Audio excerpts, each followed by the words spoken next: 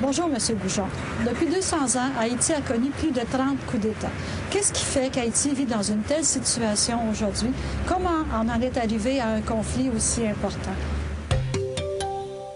Madame Lefebvre, au fond, vous vous demandez pourquoi autant de misère. C'est pourtant Haïti qu'on a surnommé la perle des Antilles, mais comme vous allez le voir, cette perle reposait sur un collier qui a plutôt servi à étouffer le peuple haïtien. Comment en est-on arrivé là? D'abord, un peu de géographie. Haïti est situé dans les Grandes Antilles. Le pays partage l'île d'Hispaniola avec la République dominicaine. Haïti est classé 160e sur 175 selon l'indicateur de développement humain des Nations unies. Ça vous explique pourquoi ce pays, Haïti, est le plus pauvre des Amériques. Mais qu'est-ce qui explique cette descente aux enfers? Il y a 3 éléments historiques que nous allons vous raconter. D'abord, il y a son histoire coloniale. Il y a aussi l'isolement dans lequel les autres pays ont condamné Haïti dès sa naissance.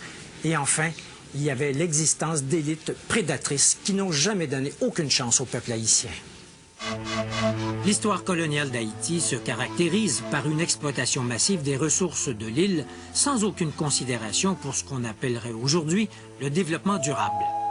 Cette négligence apparaît dès 1492, alors que Christophe Colomb prend possession de l'île et la déclare colonie de l'Espagne. Immédiatement, les Espagnols transforment leur nouvelle colonie en un lieu d'extraction de richesses, principalement l'or. L'avidité des Espagnols les conduit à asservir les populations autochtones, les Taïnos, qui, à cette époque, auraient été plus d'1 million à vivre dans l'île d'Hispaniola. Les conquistadores les exploitent si durement qu'ils meurent tous en l'espace de 50 ans. L'histoire coloniale d'Haïti débute donc par un génocide. En 1697, Charles II, le roi d'Espagne, cède au roi de France, Louis XIV, la portion occidentale d'Hispaniola, qui est rebaptisée Saint-Domingue. Et cette colonisation française va intensifier la descente aux enfers d'Haïti. Je vous raconte la suite dans quelques instants. Je vous disais il y a quelques instants que la colonisation française a joué un rôle majeur dans le destin tragique d'Haïti. Voici comment ça s'est passé. Au 18e siècle, les Français installent à Saint-Domingue un système d'exploitation agricole qui est basé sur la culture du café et de la canne à sucre. Eh bien, à l'époque, la canne à sucre avait la même importance dans l'économie que le pétrole a aujourd'hui dans notre économie. Pour la France, Saint-Domingue, c'est le pactole. Les colons français de Saint-Domingue deviennent fabuleusement riches. C'est l'esclavage qui leur permet d'accumuler des fortunes. Entre 1697 et 1791, les bateaux négriers amènent, principalement de l'île de Gorée au Sénégal, plus de 860 000 esclaves. Une fois arrivés de l'Afrique, ces esclaves subissent un régime d'exploitation d'une brutalité incroyable. L'esclavage fait également surgir les premières divisions au sein même de la population noire. L'affranchissement de certains esclaves, souvent des enfants illégitimes des maîtres blancs, donne naissance à une élite, les mulâtres créoles. Les mulâtres se sentent supérieurs aux esclaves noirs et ne partagent pas leurs intérêts. Arrive 1791.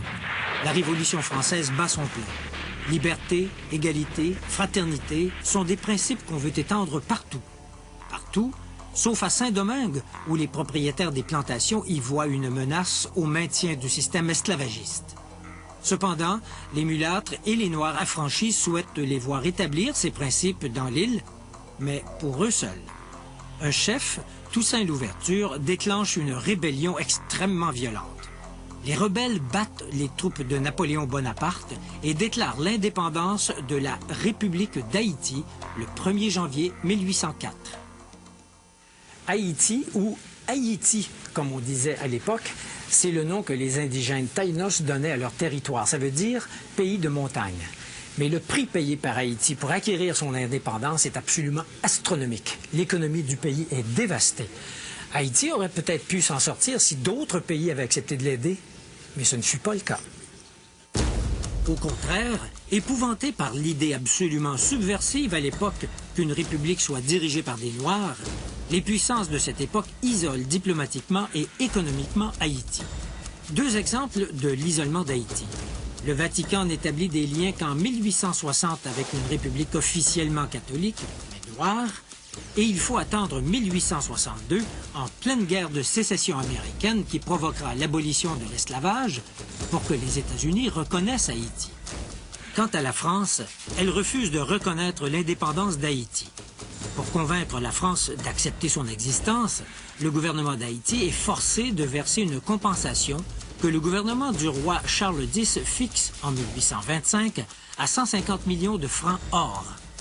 Même si cette somme est ramenée à 90 millions de francs or, c'est un coût additionnel asséné à l'économie d'un pays déjà à genoux. Haïti honore sa dette qu'elle finira de rembourser en 1938. Pour se sortir du gouffre, Haïti aurait eu besoin que ses élites proposent un projet de reconstruction nationale. Or, ça n'a pas été le cas. La nouvelle classe dirigeante, qui est formée de mulâtres créoles et des rares familles blanches demeurées dans l'île, perpétue l'exploitation des classes laborieuses, tout en interdisant à ces classes laborieuses, qui forment la majorité, l'accès au pouvoir. Les gouvernements se succèdent d'un coup d'État à l'autre, mais une chose demeure, le refus de la classe dirigeante de partager le pouvoir avec le peuple. À ce cycle d'instabilité s'ajoute l'occupation par les Américains entre 1915 et 1934. Les Américains laissent aux Haïtiens un héritage empoisonné, une armée professionnelle haïtienne qui amplifie la répression. Arrive 1957. Cette année-là, un médecin noir, François Duvalier, joue sur le ressentiment de la population noire pour se faire élire président. Duvalier aurait pu inaugurer une ère démocratique dans le pays. Il ne l'a pas fait. Au contraire, il établit une dictature qui élimine avec férocité toute dissidence. C'est l'époque des tontons macoutes et de l'exil d'une partie de la population haïtienne, surtout les mieux éduqués. Son fils, Jean-Claude, qui lui succède, est renversé en 1986. Mais la vraie démocratie n'est pas pour autant instaurée. Depuis cette époque, la démocratie est fauchée chaque fois qu'elle tente de sortir de terre. L'espoir a longtemps reposé sur les épaules de Jean-Bertrand Aristide, un prêtre proche des masses et qui prêche une meilleure répartition des pouvoirs et de la richesse. Une fois au pouvoir, Aristide n'arrive pas à réaliser ce projet. D'une part, il se met à dos les élites possédantes qui ne veulent rien changer. D'autre part, il sombre lui-même dans le moule de l'homme fort, du chef charismatique mais autoritaire qui ne partage pas le pouvoir et utilise la force pour se maintenir en place. Cette double dynamique explique les malheurs récents d'Haïti, le coup d'État contre Aristide en 1991, les élections contestées, les troupes des chimères qui remplacent les tontons macoutes et l'hésitation de la communauté internationale à fournir des fonds pour rescaper le pays. La grande question est maintenant de savoir comment Haïti pourra rompre avec son passé et s'engager dans la voie de la prospérité et de la démocratie. Il est évident que la communauté internationale aura un rôle à jouer dans cette tâche de réanimation. Mais pour rendre son éclat à la perle des Antilles, il faudra beaucoup de doigté et beaucoup d'argent.